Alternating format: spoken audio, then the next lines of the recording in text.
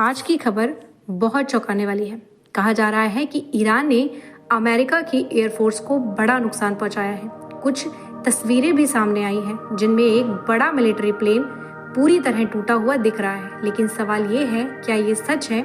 कितना नुकसान हुआ और क्या ये युद्ध अब और बढ़ने वाला है?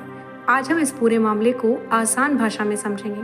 रिपोर्टर्स के अनुसार ईरान ने सऊदी अरेबिया में मौजूद एक यूएस मिलिट्री बेस पर हमला किया। ये हमला मिसाइल और ड्रोन से किया गया। हमला अचानक हुआ जिसे यूएस को संभलने का ज्यादा समय नहीं मिला। इस हमले में एक बड़ा एयरक्राफ्ट E-3 डैमेज हो गया। जब उसकी तस्वीरें सामने आई तो वो पूरी तरह टूटा और जला हुआ दिख रहा था।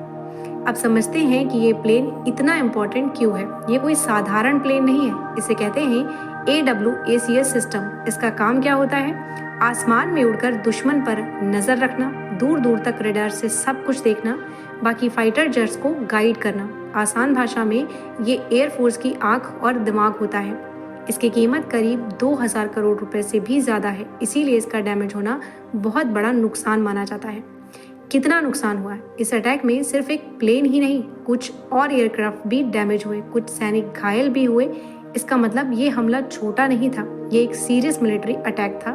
कुछ रिपोर्टर्स कहते हैं कि ईरान ने एक से ज्यादा जगहों को टारगेट किया। अब सबसे बड़ा सवाल है, ईरान ने इतना बड़ा अटैक कैसे कर दिया? जवाब है ड्रोन्स और मिसाइल से।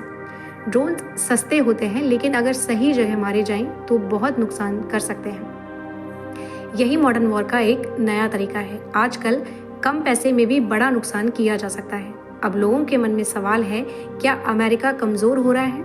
जवाब नहीं है, लेकिन चैलेंज बढ़ गया है। पहले यूएस बहुत स्ट्रॉन्ग पोजीशन में था, लेकिन अब ईरान भी जवाब दे रहा है। इसका मतलब है अब लड़ाई बराबरी की होती जा रही है। दुनिया पर इसका असर, इस वॉर का असर सिर्फ यूएस और ईरान तक नहीं है, पूरी दुनिया पर असर पड़ रहा है। तेल के दाम बढ़ रहे हैं, बाजार गिर रहे हैं, मिडिल ईस्ट में डर का माहौल है।